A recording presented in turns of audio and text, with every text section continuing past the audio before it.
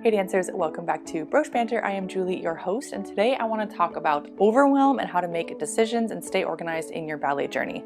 This might seem a little bit out of left field, but we just came off of a fabulous week at the International Adult Ballet Festival last week. It was so much fun. The show was fabulous. I can't wait to share some of the memories videos with you all.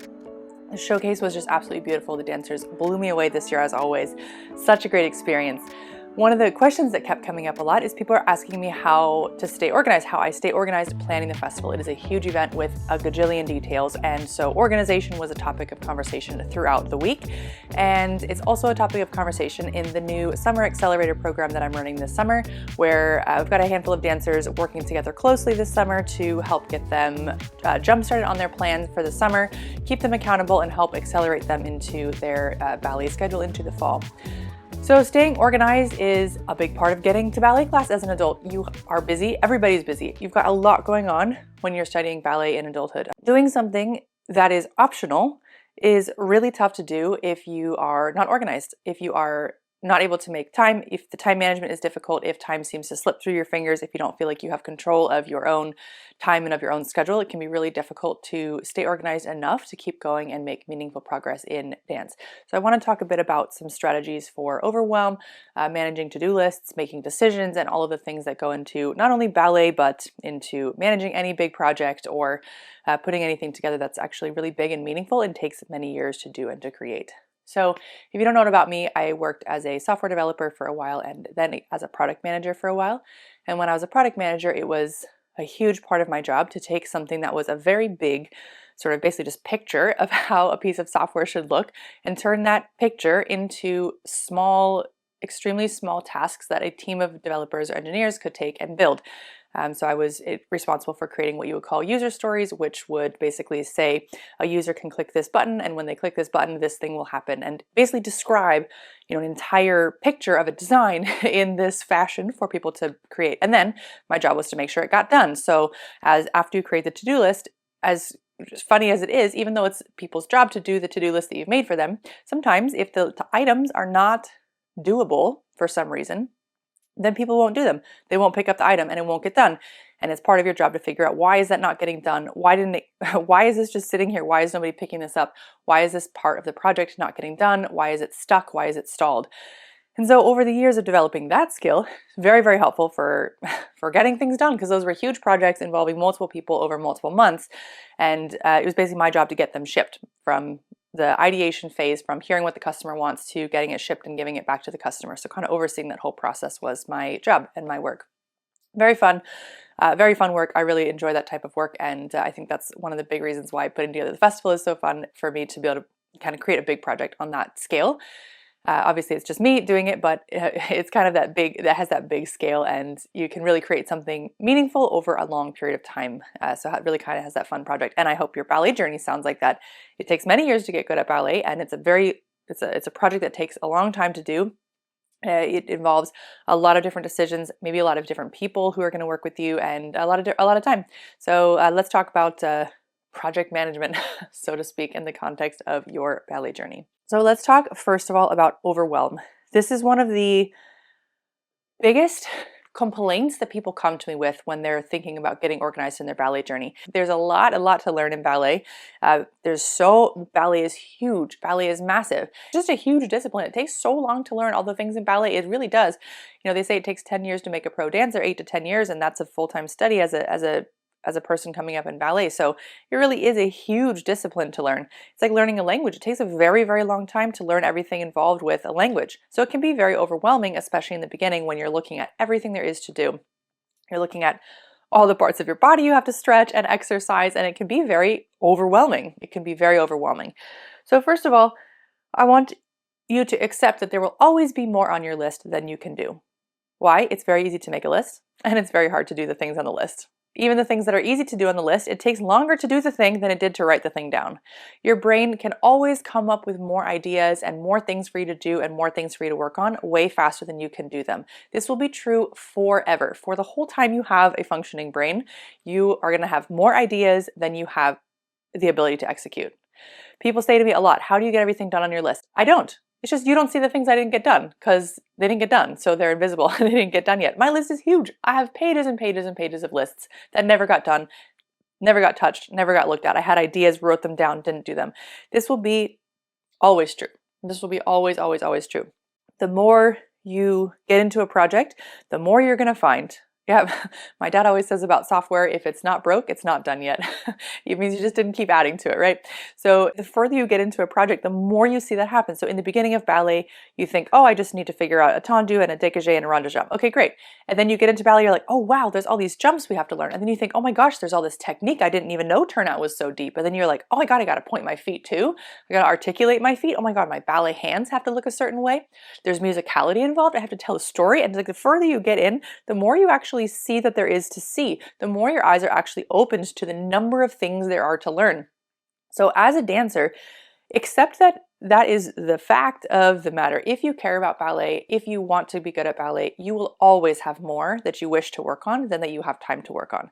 That's just a fact. That's a fact of life. That's just how it is, right? There's more movies on your Netflix queue than you can possibly watch. There's more books on your shelf than you can possibly read. There's more ballet projects than you can possibly get done. So first of all, stop expecting yourself to do every single thing that you thought of that you should learn in ballet. It does not all need to get done right now. It cannot all get done right now. It is a very long process. Even if you're on a professional track, you're a youth on a professional track, I'm saying it takes 10 years, 8 to 10 years to get everything quote unquote done. And even then, you listen to the pros who are in their 40s and still performing, and they're still working on the details of their technique. They're never done. The better you are, the less done you are. Let's say there's more. So first of all, if you're overwhelmed, you have to just accept the state of the matter that you'll always have more on your list than that you can actually do. So now let's talk about what to actually do. So when it comes to creating your to-do list and what you're going to actually work on, a lot of people, first of all, will get hung up on the nature of the list. What software should I use? What format should I use? What planner should I use? What's the best format to structure my list? Now, of course, each of us has to develop a system that works for us, and it takes a lot of experimenting. Over the years, I've tried every software and every to-do list app under the sun, and what I ultimately ended up with that I use that I can almost never get away from, that I've used for so many years, is one piece of paper in a notebook with my long-term vision. I've got 4 boxes. I've got my online program. I've got the festival in one. I've got marketing in another, and I've got just like fun off-the-wall ideas in another. And I've got these 4 boxes of visions, and then I stick Post-it notes over top of those visions, and that Post-it note is what I need to do this week, and sometimes it's what I need to do this day. Sometimes it's what I need to do this hour, depending on how much there is going on. So those Post-it notes are overlaid on top of the bigger vision, which is in the back. And every day I take the Post-it note off and I put a new Post-it note on and write the new things on there. I look at my vision on the back of the page and see what I'm working on right now, what I need to work on. Anyways, nothing fancy. Nothing fancy. You can use fancy stuff or not fancy stuff. The point is, what matters is not the nature of your to-do list. It's what you put on there and what you don't put on there. And then how you manage it throughout the day. So for the most part, you're not going to get everything done in a day that you put on your to-do list, unless you put maybe half a thing on there. But for the most part, you're probably not going to do that. You're watching an episode of a podcast about overwhelm, so probably you're the type of person who puts more on your list than you should. So as the day goes on, or as the week goes on, and you're looking at your to-do list, and inevitably you're not going to complete it all, because that's just the nature of, you're having your eyes always bigger than your stomach, as they say. Like, you go to the buffet and you want every single dish possible, but you have to prioritize like which ones you really want, because your stomach is only so big. Same system with your to-do list. The buffet, you got to be intentional about what you pick. So as the day is going on and you're looking at your list and you're like, oh, I still have so much to do. Like, I know sometimes around 3 o'clock I start to get frustrated that I didn't get things done that I wanted to get done that day, and that can be a time of agitation where it's like, oh, my work day is almost over. I'm going to have to go teach for the rest of the night pretty soon, and I really didn't get everything done that I wanted to today, and it can be frustrating. But instead of allowing that frustration to creep in around that time, what I do when I start to feel that angst or that overwhelm start coming up is like, okay, look at the list, and I ask myself, like, what is the 1 or 2 things? What are the things on this list that will keep me up tonight, or that will end the day feeling really frustrated with myself? Then I try to really focus on those things. There's other things that I could do, maybe a few smaller busy work things or some things that aren't really that urgent, that I won't feel frustrated that I didn't get done, and just put those aside and do the ones that would really frustrate me if I didn't get them done. Now, maybe you like to use softer words than frustrated, but personally I get frustrated when I don't get the things done that matter to me or that are actually really important. And so I've just learned to use that frustration as my own personal North Star for what actually matters to me. And if I can feel that I'm frustrated, I didn't get it done, then it's something important to me and it's worth putting in the time, setting other tasks aside that I think maybe I should do, but really they're not that important. So let that frustration guide me at the end of the day, at the end of the week. Like, what do I really have to get done right now in order for me to sleep well tonight and to not be really annoyed with myself that I didn't get this done? A lot of times in the afternoon, you can make some different choices about how you're going to spend those last few minutes of your workday or of your time that you have to really focus in on what actually matters to you and let the other things go to the wayside. Let them sit until tomorrow. They're not that urgent. They're not going to annoy you or keep you up that night. Put decisions on your list. I put decisions on my list. Sometimes decisions are invisible, and I call the end of a project the death by 1,000 decisions phase. It's just when there's so many tiny decisions you have to make, and each one kind of depends on the other, and there's no like real right or wrong answer, but they all matter and they all add up to the experience or the final product, right? That like the death by 1,000 decisions. You put the decisions on your list. Sometimes they'll just swirl around in your mind and you never really get them concrete. So I find putting decide on blah onto my list so that as I'm looking at my to-do list, I see the decisions there as like something that I can check off when I'm done and that I can actually look at and study as something I have to do that day.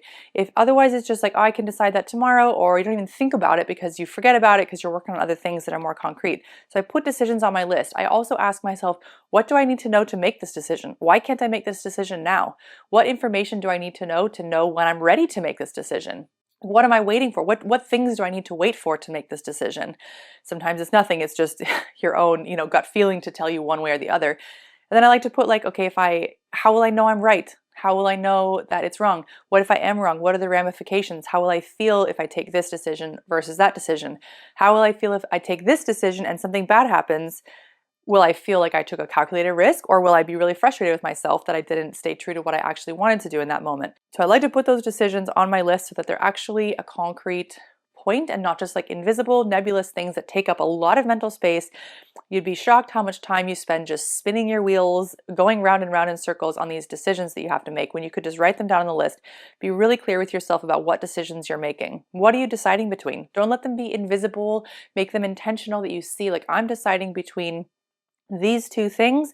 This is the consequences if I decide in a certain way. This is how I'm going to feel if I decide that way. Okay, what's the right thing for me to do? You decide.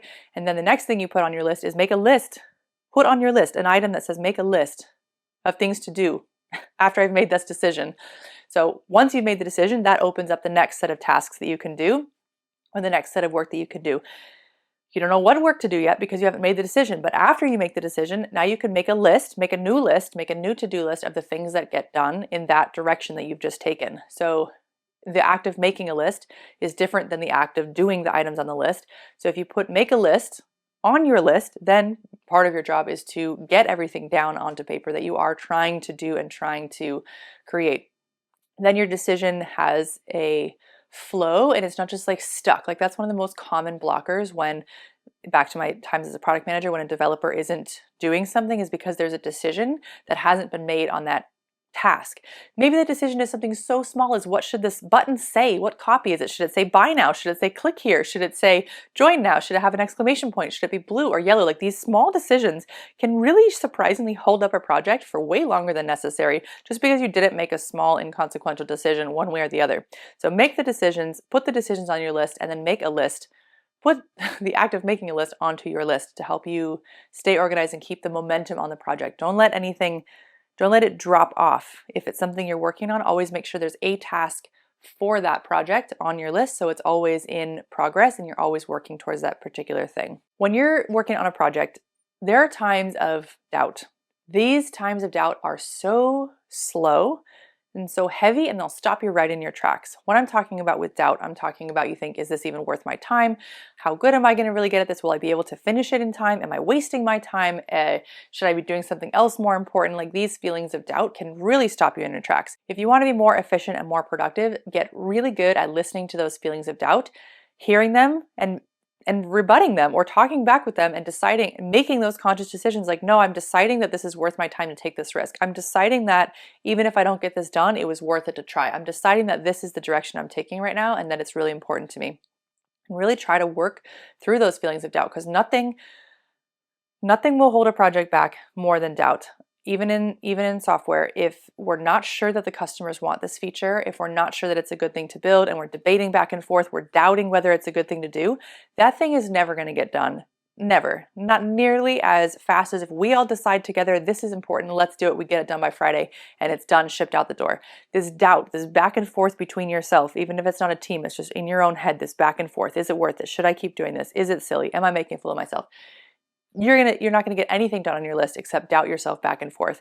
So at that point, really start getting good at listening to when you're getting stuck on your to-do list and why you're not doing the items. Am I not doing this because I'm not sure I should? Am I not doing this because I'm doubting if this project is worth it? Like, why am I not doing this item? And really look out for those moments of doubt and uncertainty, because those can really derail a project, even your ability to practice that day. Am I practicing the right thing? Am I wasting my time? Am I going to get hurt? Am I going to learn a bad habit? Should I be practicing something else instead? There's so much to be practicing. Is it even worth it to practice these 10 minutes? Because I really haven't, I wish I could practice for 4 hours. Like, all of these questions and thoughts can really stop you from even putting in the 10 minutes, which would have been really useful in the first place. But because we worry about these things, we don't put in that bit of work anyways. We often hit, when we're working on a project, some frustration that we're not further along already, or frustration that we haven't gotten more done with our time, or that we get frustrated with the current state of a project or the state of our tasks. And this feeling of frustration is easier to manage when you know in your heart of hearts that you did your best, that you put in the work that you wanted to put in. This is a very uncomfortable truth that you know deep down often when you didn't give your all and when you did. Sometimes your all is nothing. Sometimes your all is you're too busy and you're too tired and you're needing to do a bunch of stuff with your kids, or you've got health stuff going on or whatever. And sometimes your all is literally just surviving that day.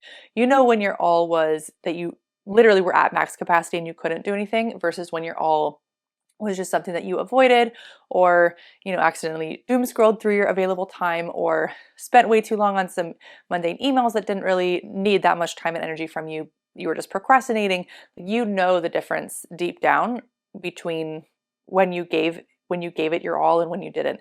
And feeling frustrated that you're not further along is easier to stomach when you know you're giving it your all and when you know you're putting in the work. Because if you're not where you want to be, you just adjust the work. If you already trust yourself to put in the work that you want to put in, if you're not where you want to be, then you're already doing the work. You just have to adjust what that work looks like. Maybe you need to find a coach, or maybe you need to get a different strategy, or maybe you need to find a physical therapist to work with some imbalances. But you're already doing the work. It's just a matter of channeling that work in a new direction. If you're in the place where you're not doing the work and you know you could be doing the work, that's different than a season of life where you can't do the work. It's very different. But you know you could be doing the work and you're not doing the work. That is very difficult and can be a very frustrating place to be. So that spot to work in, if you find you're frustrated, you're not further along, first, then you start to go back to all these tactics I've been talking about how to get specific and organized with what you want to work on. Let's talk about another strategy for that, for knowing what you want to work on. So a big thing to remember, let's go all the way back to the first thing about overwhelm. When you're not putting in the work that you wish you could be putting in, and when you're in this space where you want to be practicing, you wish you had a practice routine, you wish you were going to class more, but you're not. You want to start developing that. You want to get organized. First of all, as you're working on getting organized, you want to think about the smallest possible thing you can do to get started. Not the biggest, but the smallest. What is the smallest possible thing you can do to get started? And start there. And from there, you build onto it. Now, this is something small you can write down as a to-do list item that you can look at. You can decide what that item is and you can check it off. And just that act of checking it off for the first 7 days, 10 days, just the act of saying like, okay, all I'm going to do is just get up off the couch when I get home from work and put my ballet outfit on and then take it back off and I'm done. And just that, the fact that you got up and you put your ballet outfit on and you took it back off, you'd be surprised how hard it actually is to do when you're really tired at the end of the day, to just get up and change your clothes and then change them back.